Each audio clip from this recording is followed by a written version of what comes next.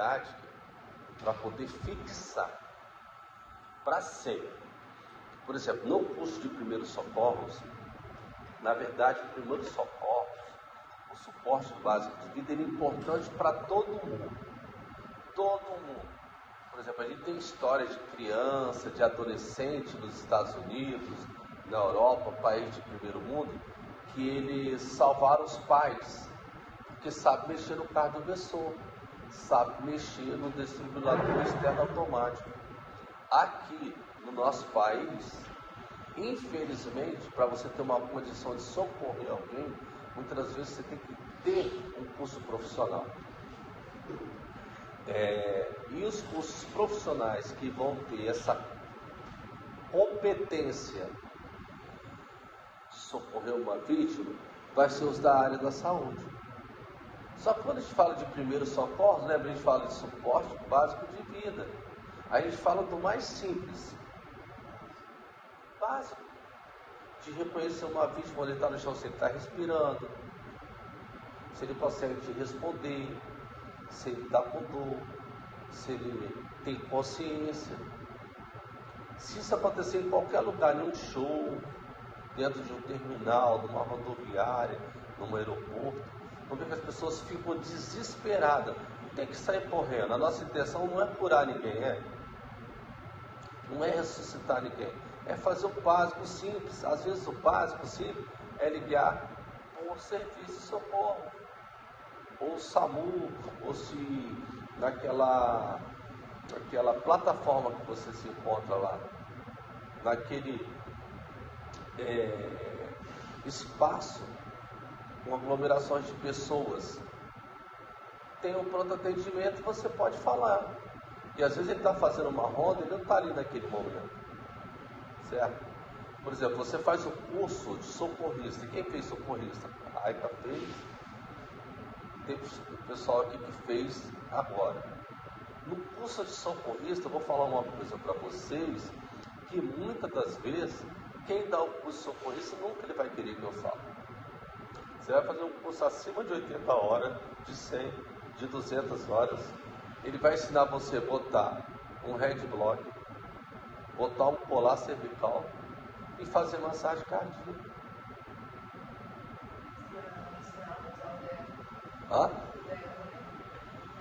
E quando falar do avançado que a gente vai falar, ele vai falar do DEA, que é o desfibrilador externo automático, que você vai conhecê-lo, mas na prática, por a gente falar de avançado, não vai ser você que vai utilizar. Você vai ter uma noção. Mas o ator principal nesse momento vai ser quem vai fazer a avaliação da vítima. E não importa se ele é técnico, se ele é enfermeiro, se ele é médico, fisioterapeuta, se ele é da segurança do trabalho, tá? Na realidade, ele vai ter que fazer o quê? Aquele passo a passo simples que a gente aprendeu, que é para a vida, Marilis, para a vida. Então, assim, para a vida, primeiro passo, eu vou avaliar a segurança do local e a minha segurança. Isso dentro da empresa, isso fora da empresa, isso no atendimento intra-hospitalar e extra-hospitalar. Respira, não respira, não conversa, o nível de consciência rebaixado, não tem frequência de pulso, alguém liga para o serviço de urgência e emergência, vamos aplicar as massagens de compressões torácicas. No intra, tem uma equipe, a gente vai gritar, a equipe toda vai me socorrer. Já no extra, fora do hospital, é chamar o socorro. Aplicar compressão? Posso até aplicar compressão, mas uma vez que eu comecei, eu não posso parar, nem para revisar. E sempre naquela prática, 30 massagem, acabou as 30 massagem, avalia nível de consciência, se ele respira, continua de novo. Quando chegar o suporte avançado, e aí a gente vai ter condição que aquela vítima saia com menos sequela, porque assim, vamos supor, ali no terminal rodoviário, esse paciente sofreu uma parada cardiorrespiratória, o momento que ele fica ali até a chegada do socorro, ele vai sofrer sequelas gravíssimas. Eu tenho que socorrer esse indivíduo de forma muito eficiente antes de 5, 10 minutos. Espera de 10, 5, para falar a verdade, uma pessoa desacordada, 5 minutos ele esperando é muita coisa. Só que a gente segue o protocolo e fala, antes de 5 minutos, para ele não ter sequela. Mas 5 minutos sem respirar, sem a bomba cardíaca funcionar, que é ela que vai levar o sangue, nutrientes e principalmente oxigênio para o cérebro, para não ter morte cefálica. Então vamos lá, quando eu falo de suporte de vida avançado, a gente vai pensar lá em aprender a chamar o socorro. Lembra, Marilis? Chamar o socorro. Porque quando eu ligar para o socorro, quem está do outro lado eu vou dar as principais informações. Se eu falei que o paciente não respira, não responde e não tem pulso, você acha que esse suporte de socorro, ele é básico ou ele é avançado? É um avançado. E quando eu falo de suporte avançado, eu falo que é necessário processos invasivos. O que são processos invasivos? É invadir a vida do paciente. É acesso venoso, funcionar a veia, calibrosa, administrar drogas vasoativas pesadíssimas para poder fazer esse paciente voltar. Tá certo? E quando eu falo de avançado, que eu falo de invasivo, no suporte básico a gente não vai ter isso. E aí vamos lá, a gente avisou no socorro, o paciente está desacordado, ele está de massagem, precisa de massagem cardíaca, suporte avançado. O que a gente vai ter que fazer com esse paciente? Que ambulância que o médico vai disponibilizar? Técnico enfermeiro? Avançado. Então vamos lá. Numa ambulância suporte básico eu tenho motorista, técnico e enfermagem. Numa ambulância avançada eu tenho enfermeiro, médico, motorista. O paciente precisa de processos invasivos, que é processos, suporte avançado. Então qual ambulância que precisa vir para mim? Muito bem. Por que a gente tem que saber? Porque o profissional lá, e você socorrista, o técnico de segurança de trabalho, o técnico de enfermagem, do enfermeiro, ele vai falar para você, olha, na verdade, Márcio, eu só tenho suporte básico nesse momento. Então não vai me adiantar. Mas eu vou disponibilizar o básico até a chegada do avançado. Ok? Isso aqui, suporte básico de vida avançada, a gente vai falar de quê? De via aérea definitiva. O que é via aérea definitiva? Que eu preciso do paciente. Esse paciente não respira sozinho. Então ele vai precisar de um suporte, ventilador mecânico. No sentido mais simples para entender, você pensa num pulmão artificial, tá? Então no suporte avançado vai precisar abrir via aérea, vai precisar entubar esse paciente. A gente vai precisar de um acesso venoso periférico para a medicação desse paciente. Esse paciente está parado, não tem frequência de pulso. Só eu dando massagem no peito dele, ele vai voltar? Não.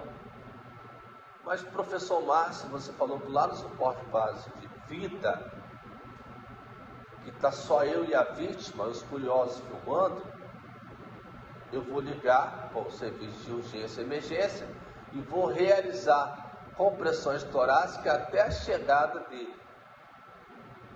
Já é o momento que o paciente está grave? Só que a gente vai trabalhar o que a gente tem na mão naquele momento. Eu vou massagear ele sabendo que só massagem cardíaca, esse paciente não vai voltar a sua frequência.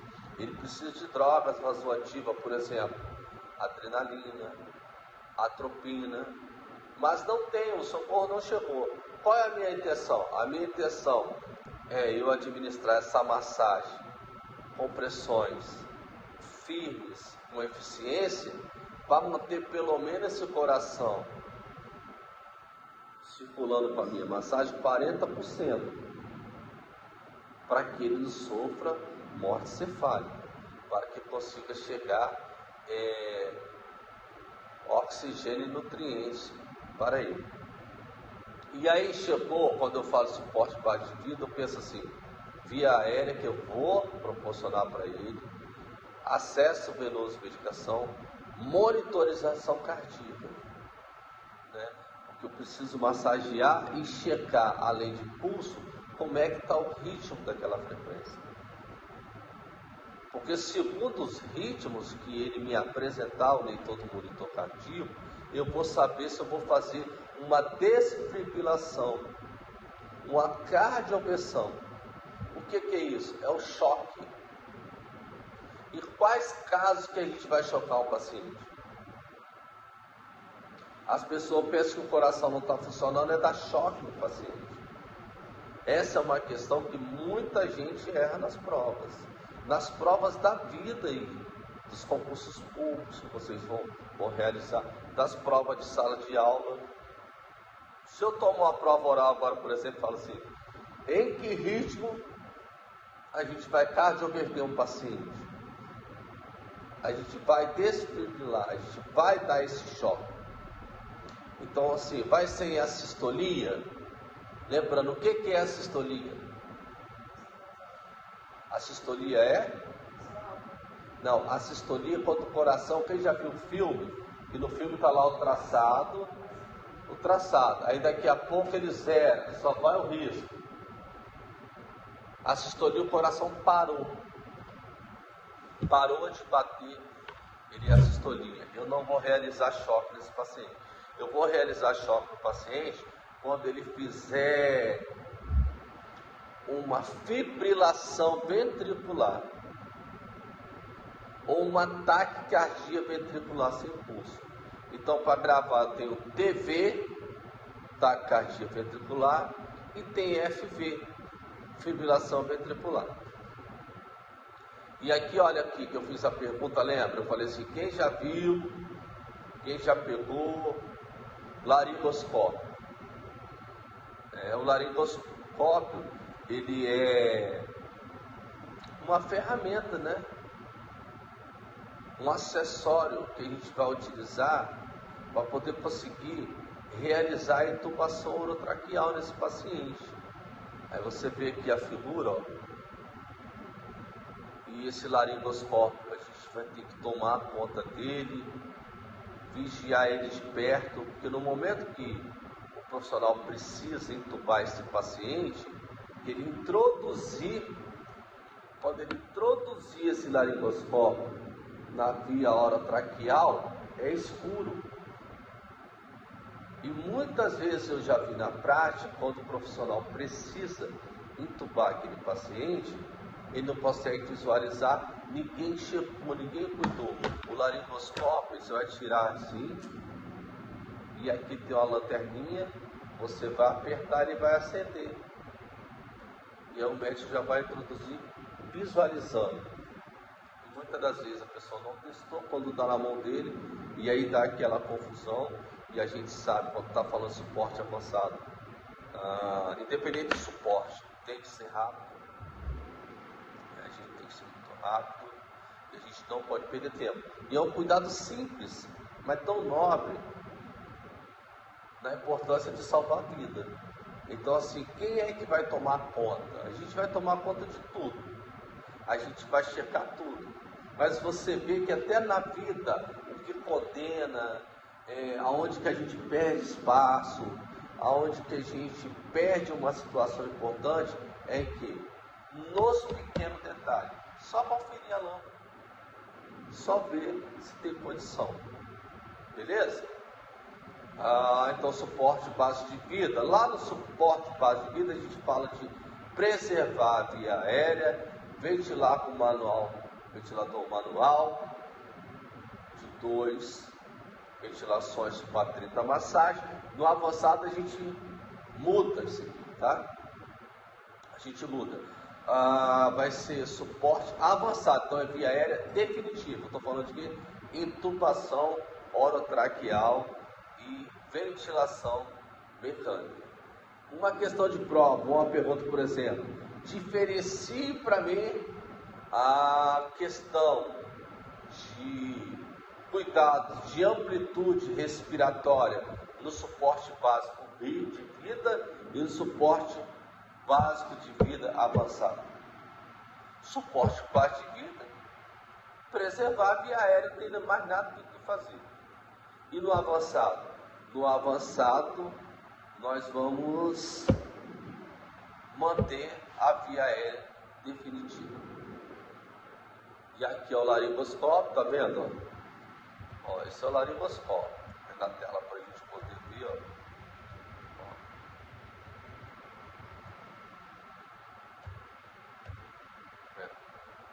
E aqui já é o que? Carrinho de emergência. Tá? Por que eu estou mostrando? Porque onde a gente vai buscar esse laringoscópio? É no carrinho. Mas tem gente que com sua imaturidade acadêmica, ou a falta de oportunidade, não estava na aula naquele momento, o que ele vai fazer? Ele vai correr na farmácia, ele vai achar que é a farmácia. Eu já vi isso acontecer. Ou então ele vai correr na sala de medicação. Onde que tem que ficar um carro de emergência numa casa de saúde? Na SESP, na Serviço de Segurança do Trabalho, onde vai muitas pessoas lá para poder levar o ASO, para ver se está apto a poder trabalhar. E ali vai fazer parte da equipe, vai ter equipe médica, o médico do trabalho, o técnico. Boa pergunta. Em qualquer casa de saúde, em qualquer empresa, esse carrinho tem que ficar à vista. O carrinho de emergência, a caixa de emergência, ele tem que ficar no corredor, onde você passa. Da mesma forma que você passa no corredor, você vê extintor de incêndio, muitas vezes você nem observa. Você está passando por ali, quem vai observar muito onde tem o extintor é que ele é da área. Ele vai passar, ele vai olhar, ele vai observar. Se estiver lá na UPA, como é que faz? Está no corredor. Você nunca viu, o certo é no corredor. Porque não posso ser aqui na sala dessa enfermaria, porque passa mal em outra enfermaria. Todo lugar tem que ter. E o DEA, o desfibrilador externo automático, a gente tem que brigar, né? Questionar. Quando a gente for fazer um evento, por exemplo, de formatura, um evento de show, em qualquer lugar, os shoppings vão ter. Passou de 100 pessoas, tem que ter o desfibrilador externo automático. E tem que estar visto, não pode estar escondido, você pode precisar dele a qualquer momento. E isso aqui é o quê?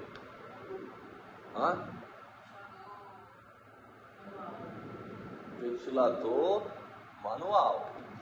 A gente usa o ventilador manual no avançado ou no básico? Tá, a gente usa ele no básico e também lá no avançado. Porque antes de a gente realizar a intubação orotraqueal, a gente vai ventilar ele manualmente. Até porque quando for realizado o procedimento, e a gente for realizar uma ausculta, para poder saber se ele está no local, o que a gente vai fazer? A gente vai ventilar. Como é que vai ser o teste? Realizou a intubação orotraqueal. Ele está no tubo. Estetoscópio no pulmão. Um profissional vai ventilar uma, duas. Ele tem que ouvir o som.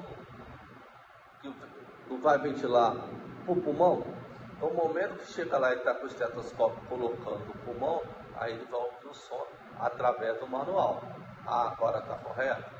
Agora a gente vai tirar o manual, vai manter a via aérea definitiva com o ventilador mecânico, vai fixar e vai monitorar essa questão. Tá? Então aqui a gente tem, no carrinho a gente tem o ventilador mecânico e a gente tem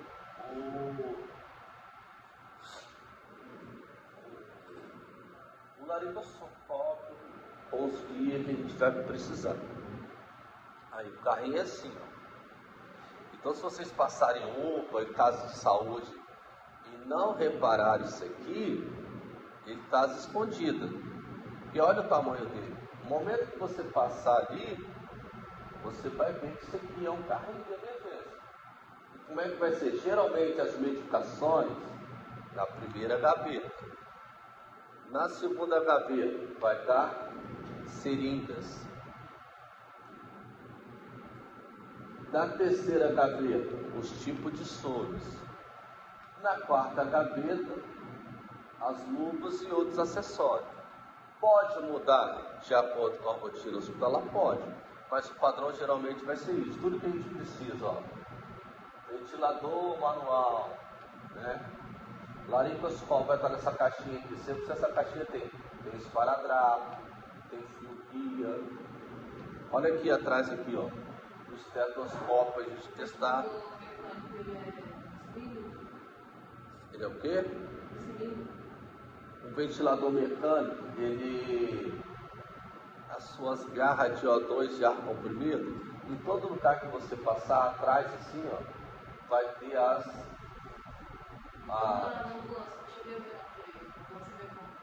na ambulância ele é cilindro até você vai com cilindro até pegar o transporte, até trazer ele para dentro da ambulância.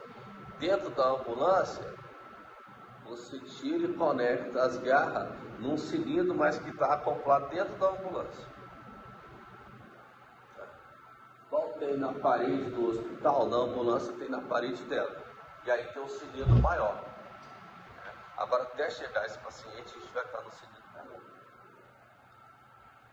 E aqui são alguns tipos de drogas vasoativas, tá? Por que, professor, o nome da droga ela é vasoativa? É só você pensar que toda droga ela vai agir em algum lugar. Então, quando eu falo vasoativa, é que ela vai agir diretamente dentro do vaso. Tá? Ela vai diretamente dentro do vaso. Eu preciso fazer uma vasoconstricção. Então, eu vou usar, por exemplo, a adrenalina. O que é uma adrenalina?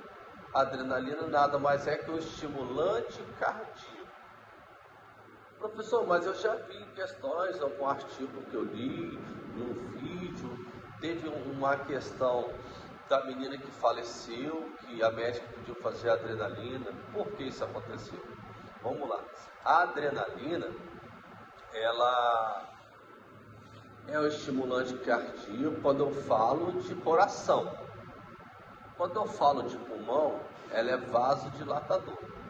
Então vai ser normal a gente precisar aplicar algumas nebulizações com adrenalina, tá? Que ela vai fazer vasodilatação. Isso é muito normal lá na pediatria, só a gente ter cuidado. A gente vai fazer essa droga na veia, a gente faz ela pura. Você aspira ela e administra. As drogas que mais vão usar na emergência vai ser a adrenalina e a atropina. E a atropina, ela é adrenalina estimulante cardíaco e a atropina, ela é para bradicardia. Suponhamos que a gente aplicou o protocolo de ABCDE ou X, ABCDE no paciente, com êxito. Partimos para o processo avançado e mantemos via aérea definitiva, acesso calibroso, a monitoração cardíaca, precisou cardio-VC, cardio-VT, ele fez TV e FP, a gente chocou e esse paciente volta à sua frequência. Mas a mesma patologia que o atacou para ele fazer uma parada cardiorrespiratória e ele fez essa parada, está circulando no momento ali no corpo dele. Vamos supor que uma infecção sistêmica vai atacar de novo, essa pressão vai cair de novo, esse coração tem a parar de novo. E aí eu vou administrar o quê? A atropina, para poder segurar essa frequência. Muitas das vezes, você fez tanta massagem, deu tanta porrada no peito do paciente, e fez muita medicação, quando ele volta também, ele volta com uma frequência muito alta. Ele não vai voltar com a frequência normal. Ou ele vai voltar com uma frequência irregular. Uma arritmia, por exemplo. Se esse paciente fizer voltar com uma frequência alta, a gente vai administrar um fármaco chamado amiodaru. Tá? Então assim, lembrando bem que essas etapas vão ser administradas pela equipe do socorro avançado que chegou para poder assumir essa demanda. Aqui o laringoscópio com fio guia. Tá? Mas professor, esse cano longo aí, esse suporte, esse acessório, até quando que a gente vai, o profissional vai introduzir no paciente? Está vendo que ele tem uma numeração? Tá? Ele tem uma numeração. E aí, essa numeração não vai ultrapassar no adulto até o número 22. Por mais que ele seja grande. Aqui a gente tem um fio guia. O que a gente vai fazer com esse fio guia? Esse fio guia a gente vai colocar aqui dentro. Como é que é o nome desse acessório aqui?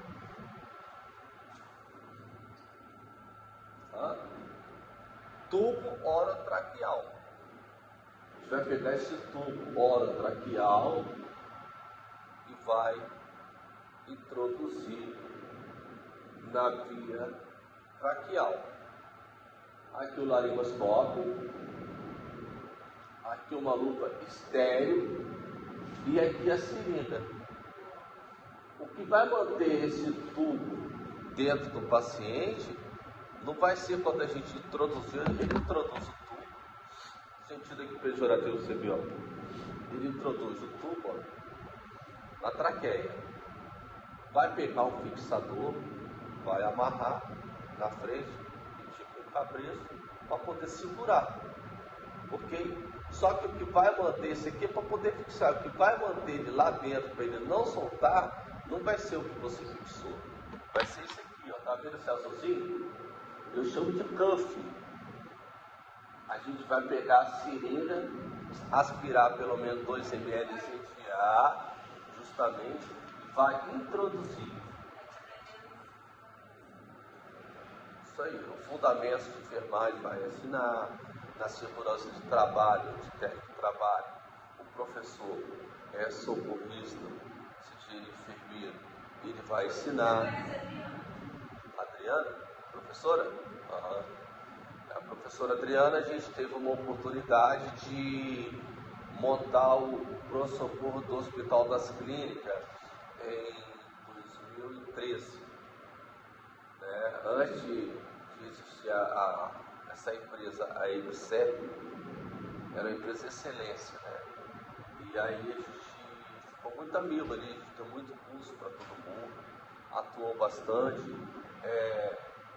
Coincidência, é bom você falar que eu pego um gancho, que naquela época a gente estava no pronto-socorro cardiológico. No pronto-socorro cardiológico, uma das coisas que mais acontecia na falha de a gente se preocupar em manter uma via aérea definitiva, preservada, aonde que era a falha? A falha era em testar o cuff. Pensa, turma, olha, a gente pegou, fez todo o protocolo e entubou esse paciente, só que a gente não testou o cuff. E aí esse cuff está furado. E qual o transtorno que vai dar? Eu vou poder manter ele lá? Perfeitamente. Eu vou ter que tirar e realizar uma outra intubação no paciente. Então, assim, as principais drogas vasoativas estão aqui. Então, quais são elas? A adrenalina, a atropina, a amiodarona, carbonato, dobutamina, dopamina, tá? A gente usa em uma urgência e emergência algumas medicações que a gente chama de drogas vasoativas. Elas são chamadas de drogas vasoativas, vão agir diretamente no vaso.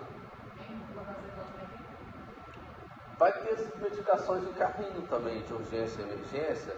Tem que a gente chama os psicotrópicos, aldol, haloperidol, clonazepam, diazepam. Porque você tem que pensar que no socorro, no suporte básico de vida, a colocação da raiva é boa, a gente pensa só no pior de morreu, passagem. Mas às vezes uma crise da ansiedade, né? Porque numa crise de ansiedade, quem já teve crise, como ele fica? Ele sua frio, ele faz taquicardia, o coração quase na boca. E às vezes precisa fazer ali só um psicotrópico para ele ficar mais relaxado. E aí vai do diazepam intramuscular e até mesmo de um por via oral. A gente vai ter nesse carrinho as drogas vasoativas, desde adrenalina, atropina, noradrenalina, dopamina, dobutamina, bicarbonato e os soros. E das vias orais a gente vai ter medicações antihipertensivas, medicamentos para ser administrado no paciente com distúrbio de ansiedade, depressão, hipertensão, hipotensão, dor. Paciente com uma dor grave que ele não consiga, na realidade, controlar. Efeito de droga. O efeito de droga a gente vai ter aqui os Narcan, né? O que ele faz? Ele é um antinarcótico. É muito importante essa colocação. Muitos pacientes têm uma complicação no tratamento dele, no ambiente hospitalar, no socorro, até porque você vai socorrer uma vítima. Vamos supor que teve uma colisão, acidente de motocicleta ou carro. E se esse paciente está no efeito de droga, as medicações não vão fazer o efeito da forma que a gente precisa. E é o que vai administrar? Vai administrar um antinarcótico, que vai estar por aqui, que vai ser o Narcan, tá? Então aqui, principais drogas, tubotraqueal, guia, laringoscópio. Observa que a gente tem uma luva estéreo, né, que o procedimento é estéreo. No momento de intubação, você que vai ter o controle pelos materiais, né, na realidade acessórios. Você que vai ofertar também isso para o profissional que vai utilizar. Então, ontem na agenda, anotado sempre, porque no momento você precisa lá, tá? Eu vou ter para uma intubação pegar uma bandeja, na bandeja colocar o tubo, colocar o guia, laringoscópio, lupa e seringa. Tamanho do tubo, e aí a gente vai ter de vários tamanhos. E na hora a gente pergunta, como é que é as numeração? Assim, o tamanho de tubo, ele começa de 4 e vai até 12. Geralmente no socorro a gente vai usar o número 7,5, 8, de acordo com o paciente, quando a gente olhar e observar. O que? O laringoscópio, ele vai ser sempre esse aqui.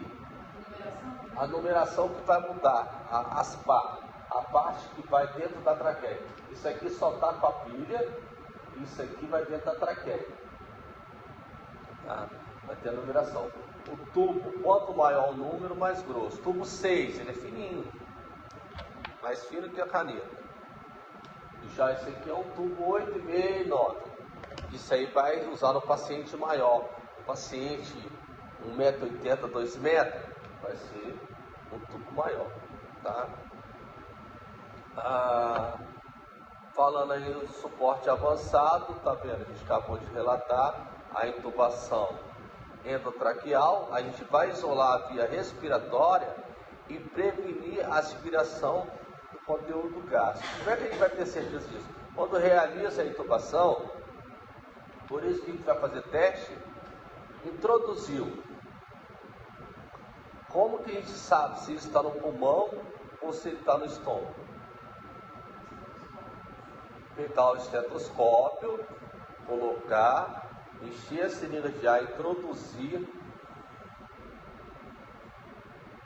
e aí vai ver se ausculta, mas aí está certo, está no pulmão, ele pode deslocar. Quando eu pego o estetoscópio, para mim ter certeza se ele está no pulmão, no momento que ele vai ventilar, eu vou escutar. Eu vou colocar direto no estômago. Se você ventilou, eu botei no estômago, não escutei a entrada de ar, aonde que está esse tubo? No estômago. Porque se eu escutar, ele tem que estar no pulmão. Tá certo? Então isolamos a via respiratória e prevenimos a aspiração do suco gástrico. Permitir a ventilação com compressões menos elevadas, sem necessidade de sincronismo.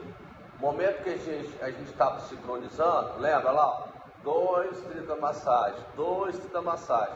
No momento que entubou, esse paciente está no respirador, no ventilador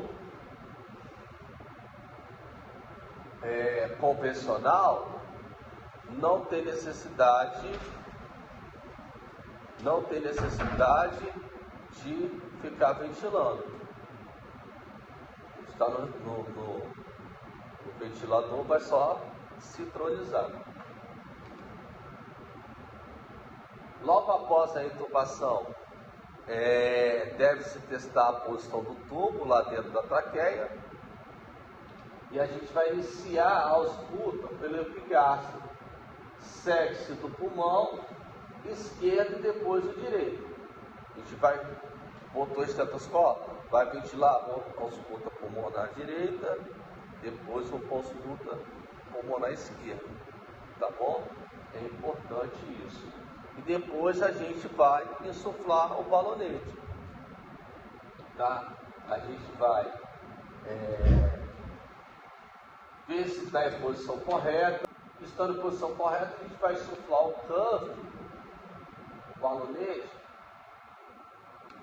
com muito cuidado. E tá vendo aqui esse 25 milímetros de mercúrio? É um manômetrozinho que a gente tem, igual aquele de pressão que a gente coloca, para saber a quantidade de ar que a gente está colocando dentro dele. Porque aqui, ó, tem que ter esse cuidado com ele aqui, ó, cadê ele? Estava na bandeja. Ó. Se você, tá vendo? Você vai pegar na ponta dele aqui, encher de ar e insuflar. Se você vai forte, ele vai furar. Naquele momento ele já fura. Antes que você persistiu, ele furou. E aí vai dar problema.